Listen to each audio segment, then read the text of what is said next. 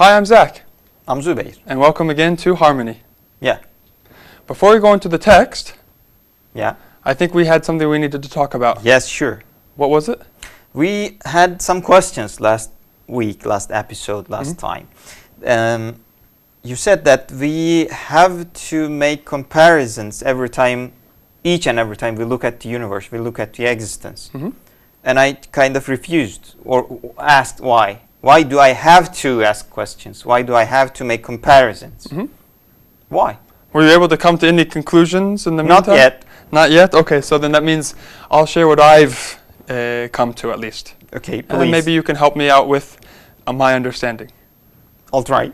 Okay, so why do we need to look at the whole universe, the whole existence in the form of comparisons? Mm-hmm. Because there are two questions, right? Why comparisons? Mm-hmm. And why do I have to do that? Okay, why comparisons? Mm-hmm. If we see everything as explaining some sort of meaning, there's a meaning behind something. For example, if I hit you, well, it shows that I'm angry.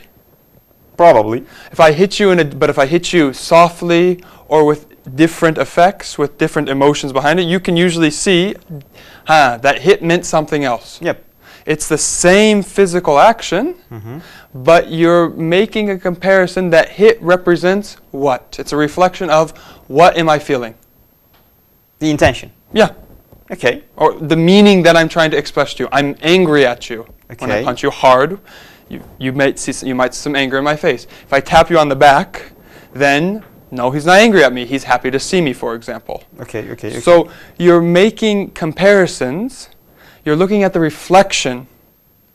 Okay, that's how you're going to understand the intention and the meaning that the other person is trying to give to you. I need to make comparisons then. Yes. And remember when we take the word comparison, it means looking at the reflection Mm-hmm. of what this actually means. That's the meaning of comparison that I understand. And remember that the meaning behind the intention is absolute. Yes, at least for us, between us and our Yeah. everyday relation, relatively absolute. Mm-hmm. That's why we have to do it in our everyday life. Otherwise, if we don't, the alternative is every time I hit you, because the action is the same whether I punch you in the arm hard or if I tap you on the back, I'm hitting you, Mm-hmm. then it's the same meaning. Is that reality? Nope. Then I think that's the answer. So we actually are putting a curtain over reality if we don't do it, if we don't use our quality of making comparisons. Wow. It's a human quality. It's been given to us. So we I need to need use it. to make comparisons in order to understand the meaning behind every scene, every action, every movement Mhm. in the existence. Yeah, Because they have different levels, different intentions, whatever. different meanings. Basically, yes. Yeah, and we could go into a lot of details. I think that's good enough Yeah. for that. Does that answer the question itself? Yeah, but what about the have to part? If we don't do it, then Fine. what we just said, the punching, if I punch you, if I pat you on the back, you're going to say it's the same meaning. We're going to put curtains over our understanding, actually. And the previous show, you said it's our need, it's our human need Mhm. to make comparisons, right? Mhm. It's sort of like something Yeah. like that. So what do you mean? Do you have this internal innate need and desire to understand what's going on around you? Tricky question. I think so. Yeah. I'm not sure, but yeah, kind of compelled to do that. Yeah, you have this want to know what's happening to you. Yes. So because I think we can say that. yeah, otherwise we're not using our human qualities. We're making ourselves. Oh, I remember my daughter.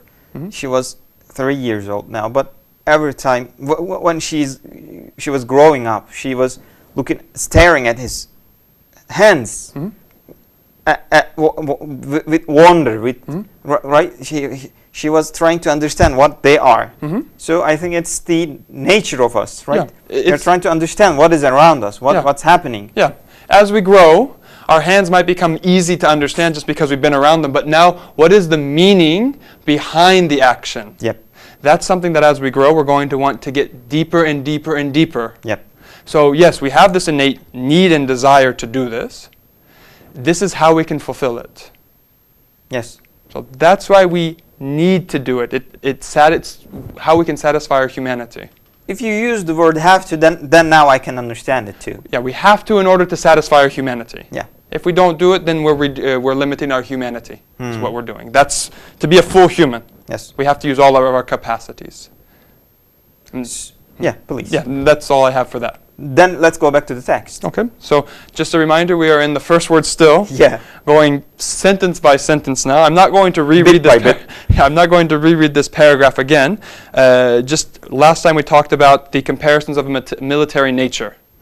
And so why the author chose to use military nature or symbolicism using military nature Terms. terms, Yeah. etc., etc.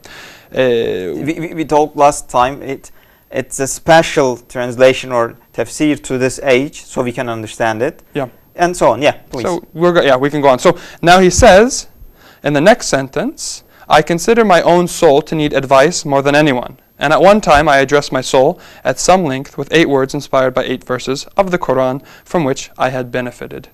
Now, the one things that come to my mind that seem to be important are the words soul, advice, we talked about it before, and then the verses of the Quran, that idea, verses of the Quran, and then the whole fact as from a more holistic approach, why he addressed his soul first.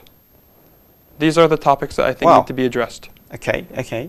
So, to start first, I addressed my own soul, I consider my own soul to need advice more than anyone.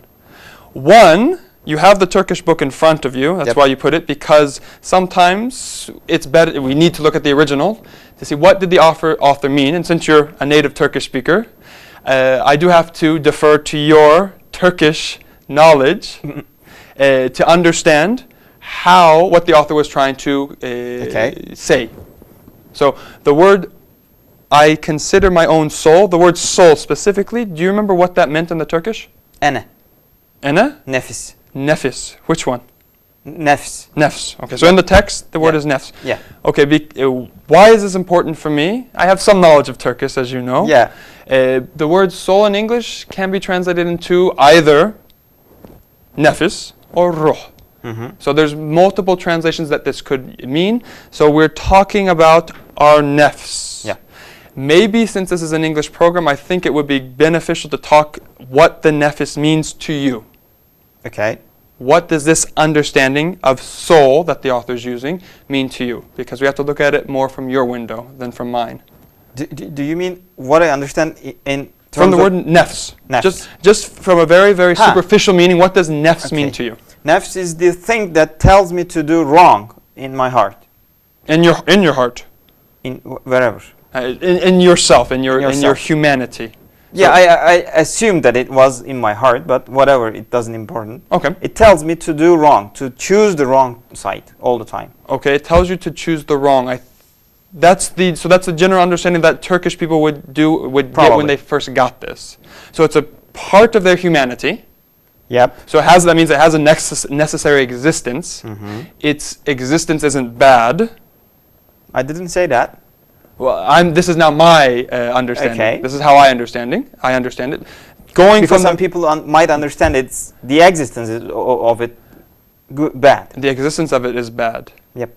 Okay, I think that breaks the entire methodology of this collection itself, but since we haven't gotten to that yet, this will come up in this actual word. Okay. I'm going to just object to that right now and not say why I object to it. We can come back to that later. Okay. But the nefs, it is a part of your creation, a part of your existence, a part of your humanity. And I understand it as being a necessary part in its existence of not being bad. It has a job to do. Okay. Though it might, like you said,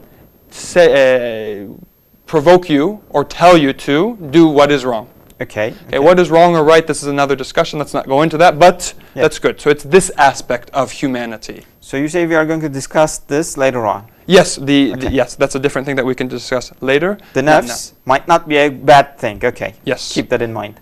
Yes. Okay. So with that, he's addressing his mechanism that pushes him to do bad, to rebel. Okay. So he accepts his situation first. Yes, exactly. He accepts that this is a part of him. He's addressing it, and he sees that he has this too. He's not trying to impose himself on other people. I just fixed myself. Now I'm going to fix you. No. He doesn't say that. Yeah, yes, he doesn't say, I'm going to fix you. Yeah. Can we understand that the nafs cannot be fixed in this situation? I don't think we should go into that. Okay. I don't think he says that. I don't think that's a part of this text specifically. Okay, but I think that's how Turkish people might understand it. Yeah, that was my point. Yeah, which is a good thing. So let's not go into that, but good. That's good to understand how the word might be understood to the reader. Shall we give some methodology that we try to follow? We are trying to stay as much as in the boundaries of the text in order to understand it fully. Yes. And try to get rid of the background we might have, whatever we might have, to touch the essence of the text fully. Yes, the process is important, exactly. Yep. To get to there, yes, very good. The methodology, the process, we can use both words. Okay, it's almost time to end, so let's finish this up. The word soul here, needing advice, since we talked about advice in the previous, what advice means. Yep. The word nasihat is still, I think, used in the Turkish version here too, which we talked about, the author's understanding of advice. I think this is another example of explaining the word advice again. Yep. It's advice only if you see yourself in need of it. Otherwise, it's not an imposition. But it was, you just changed the sides, right? Why? If something needs to be advised, the recipient part, the recipient party needs to have it, needs to want it, right? Yes. Otherwise, it won't be an advice. Yes. But you just change the sides. You say the giver part, the one who gives the advice, needs to understand himself in need of the advice too. Yes, he does, yes, exactly. It's a contradiction, isn't it? No, I think they support each other. If it is the truth, everyone needs it. Everybody needs it. If he doesn't feel himself as needing it, he doesn't consider the person in front of him as a brother, as being equal to him, he puts himself again in a position over them. Basically, he doesn't consider that to be a truth. Yeah. If it is truth, it is. It is, and everybody needs it equally. Yeah. So he is in the same boat as everybody else who is reading his text or with whom he is speaking. Strange. So again, just to recap, the word nafs, and understanding again how the author is using advice. Yep. And how what advice needs to be advice in his understanding. Everybody needs to want it. Yes. And not want to give it. Not want to give it in the sense of not wanting to impose it on others. Yep. Okay? Thank you. Thank you. I think that's enough for now. Yep. All right. Thank you very much. See you next time. See you next time.